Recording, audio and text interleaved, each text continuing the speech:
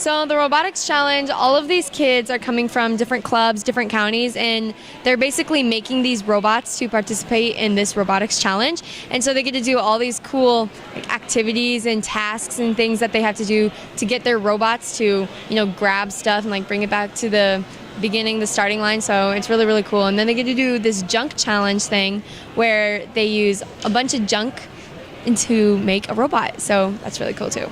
We create the challenge, Alicio creates it, and so they don't know what they're doing yet until they get here, unless they've participated in it but the year before. But they come and then he tells them what it is, and then they have 2.5 hours to create the robots, and then it's go time. And I'm coordinating the Brantley Company's Robotic Challenge. This year's challenge is based on supply chain management. So what we're having students do is go through a series of challenges that give them insight into how seed is delivered to a farm, that seed grows into a plant.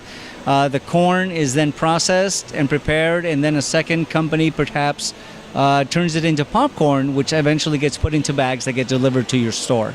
We got the 4-H Engineer Award, which is a Grand Champion overall and a Grand Champion junk drawer award.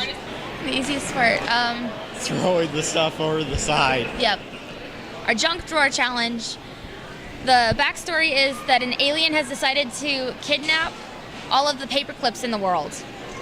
So everybody needs paper clips, and we had to figure out how to quickly and effectively transport paper clips across the world to all the people who are suddenly all out of them.